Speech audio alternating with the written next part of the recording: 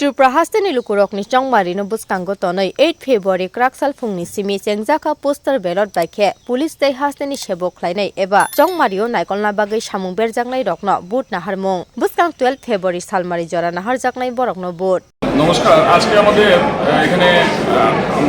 postal ব্যালটে voting চলছে postal ব্যালটে voting চলবে 8, 9,